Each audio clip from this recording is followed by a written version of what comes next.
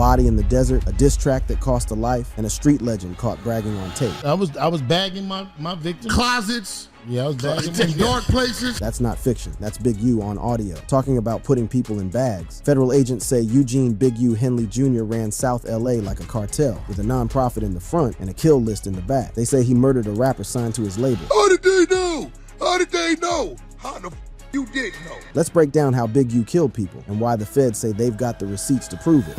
How Big U killed people. Eugene Big U Henley Jr. was already a big name in South Los Angeles, not just because of his ties to the streets, but because he walked around like a king. Big U had it all: money, clout, a music label, a so-called non-profit, and enough influence to scare just about anyone into silence. But now, federal prosecutors are saying he crossed a line that ended with a dead body in the desert. I was bagging my victims. Closets. Yeah, I was bagging In dark places. According to the feds, he killed a man named Rayshawn Williams. But this wasn't some random act of violence. Williams wasn't just anybody. He was an artist signed to Big U's label for Unique Music. And before making moves in music, he was a standout wide receiver at Crenshaw High. Not only that, he was teammates with Big U's son, Dion Henley. That's the same Dion who now plays linebacker for the LA Chargers. Yeah, that close. But what triggered all of this? According to court papers, it started with a song. Williams apparently dropped a diss track that called out Big U. And the feds say Big U didn't just take that as an insult. He took it as a threat. They say it wasn't just about words. It was about respect, about control, about reminding everyone who the boss still was. So prosecutors say Big U lured him out, drove him into the desert, shot him, and left his body dumped off Interstate 15 like trash. It was cold, calculated. And according to the feds, personal and business all in one hit. The news shook Crenshaw. The day after Williams died, the high school football team posted about it on Instagram. It is with heavy heart that we announce the passing of Rayshawn Williams, one of our very own wide receivers of the Crenshaw family. He was a very special guy to all of us. That's what they said. And for those who knew the backstory, that caption hit harder than most. NBC tried to get a comment from Dion Henley, but got nothing. No response. Silence. And really, what could he say? The man being named in the killing is his father, the victim, his former teammate. That's not just messy. That's a nightmare. Right after the murder story hit, Big U didn't hide. He didn't go silent. He did the one thing you wouldn't expect from a man facing RICO charges. He pulled out his phone and went live on Instagram. So this is gonna probably be my last video. I'm gonna go turn myself in to see what's going on. They talking about I'm a fugitive. So they just raided all my houses. 600 was actually with the police when they raided my house. And he's actually got video and footage of it.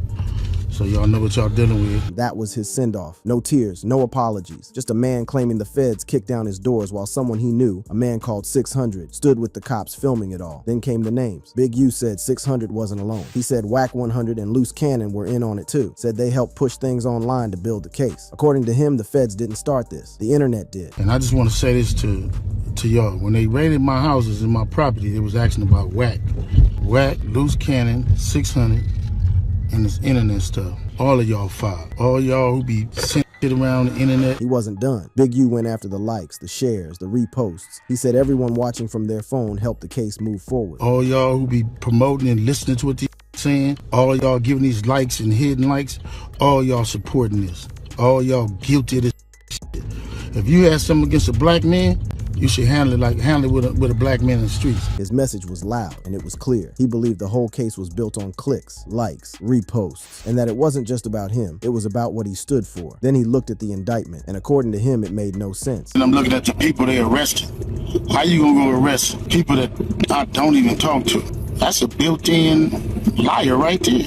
You know what I mean? So is that how they gonna work the case? He said they were stacking names together just to make it look bigger. Said the feds wanted people to flip on him, turn witness. But Big U made it very clear that wouldn't happen. You want to arrest certain dudes, them was a dude, and put them next to me. Them was the dudes you gonna have to call themselves turning against me. Well, ain't no turn against me.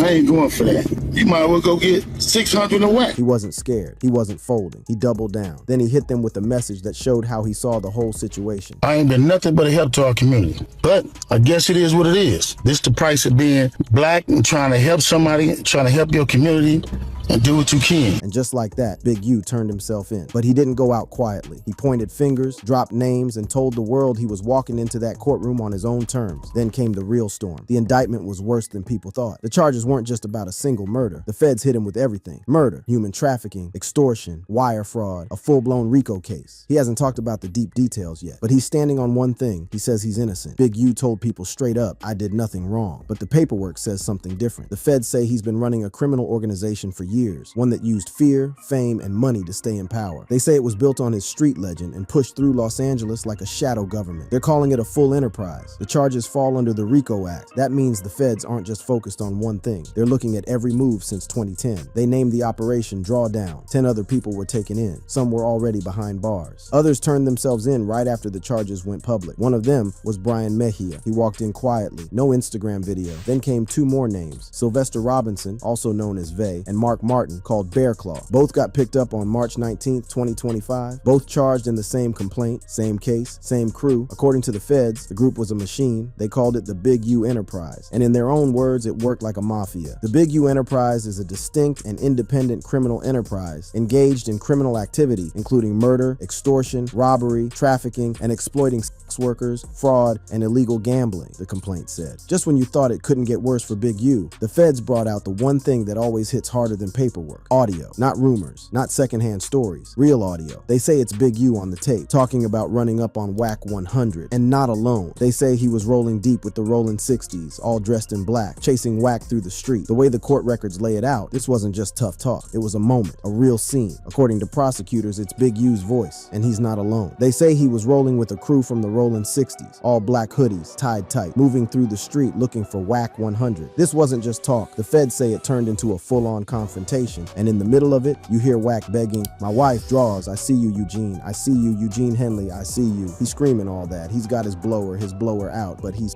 up. Yeah, that's how messy it's gotten. Wack 100's name all over the story. So of course, Wack fired back. He hopped on Clubhouse the moment Big U turned himself in. It ain't got nothing to do with Wack. He denied everything, said he never leaked paperwork, never fed info to the feds. As far as Wack was concerned, this whole thing was a circus Big U built himself. It seemed to me like I've been threatening the paperwork. Wack ain't said nothing. He even laughed at Big U for being surprised about the raid. What you mean? How did they know? How did they know?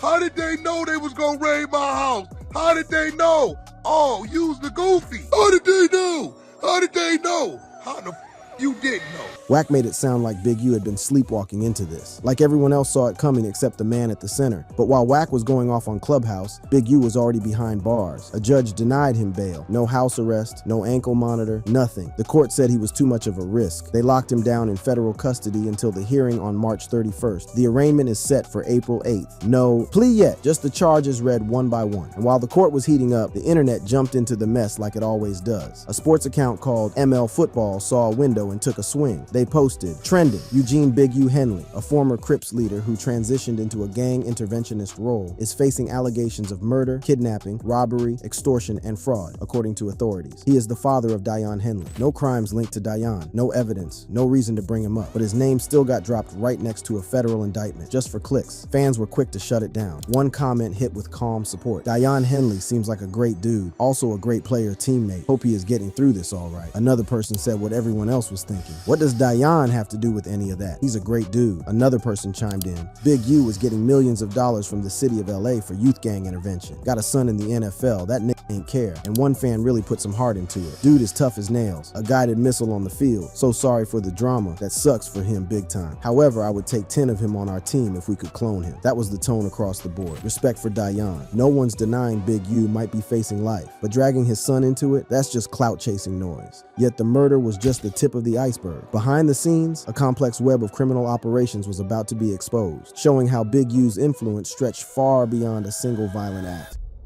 Criminal past and hidden operations.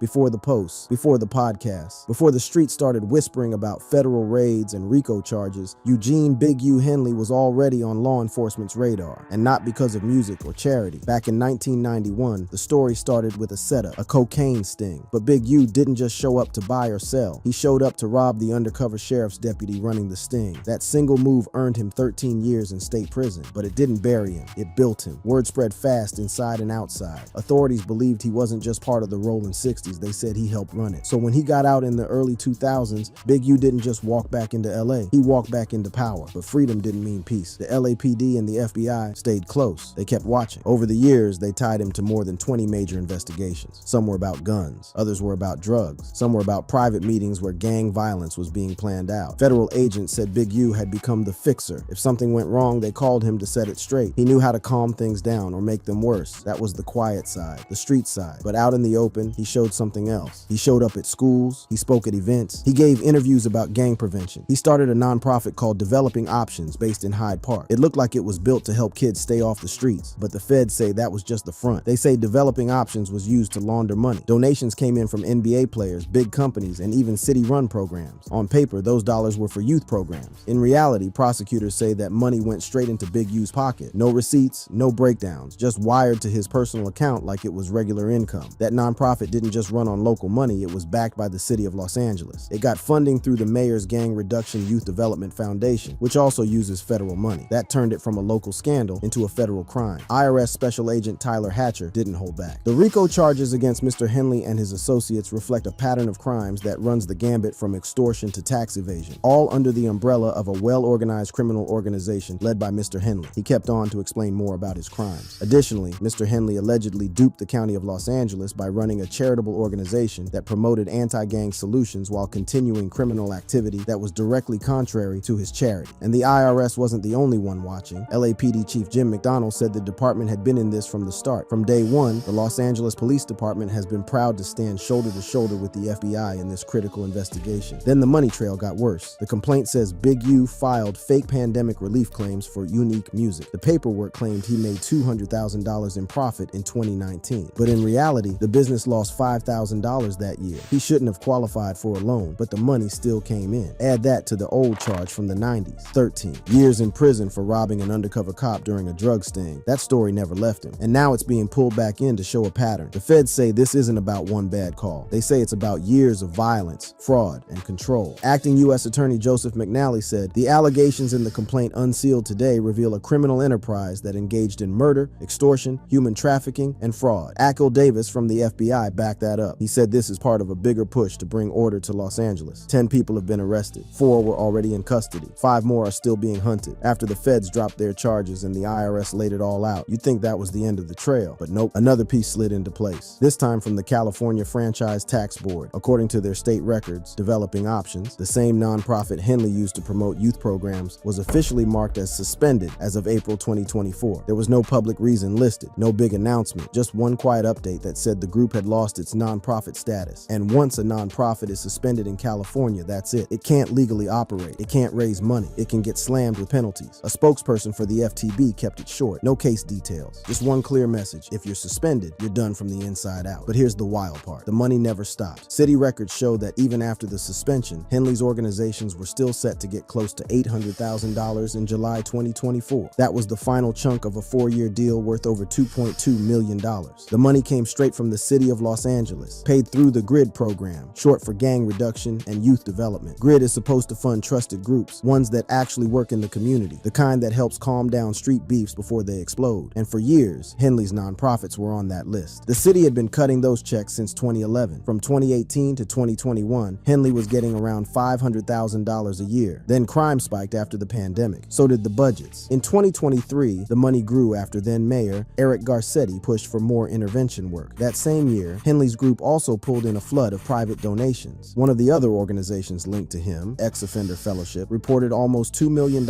in revenue in 2023 alone. But no one really knows who was writing the checks. The donors were left off the public forms, no names, just big numbers. One thing was clear, Henley wasn't hurting for cash. Federal tax records show he paid himself $95,000 a year as president and director. But the rest of the money, that went to unnamed top staff, listed as corporate officers, directors, and trustees. No actual names, no job descriptions, just blank titles with big paydays. The feds say that's not sloppy, that's strategy. They believe Henley was funneling donation money into his own bank accounts. Straight up, the complaint says he pocketed tens of thousands that were supposed to help kids in the community. One donation stood out hard, a $20,000 gift from an NBA All-Star. That money supposed to go toward youth outreach, but the feds say it landed in Henley's account instead, not even a detour, and the list kept growing. The complaint also says he filed fake tax returns, didn't pay taxes on hidden income, lied to a bank to get approved for a home loan. This wasn't just one mistake. This was fraud across every level, on paper, on the internet, and inside the system. So what does the city of Los Angeles have to say about all this? Not much. NBC LA reached out for answers, asked about the money, the oversight, the nonprofit suspension, but the mayor's office didn't respond with real answers, just a statement. The city has strict oversight in place. However, the complaint alleges a sophisticated effort to thwart oversight for many avenues of funding, including the city, a spokesperson said. They also added that they have zero tolerance for malfeasance. malfeasance and claimed that oversight on grid funds had been improved over the past 2 years. But when NBC asked to see proof, actual audits, compliance reports, or any paperwork, the city didn't send a single document. The nonprofit facade was crumbling, but the real story was how a street legend had transformed criminal connections into a sophisticated enterprise that would shock even the most hardened investigators. Big U's control game.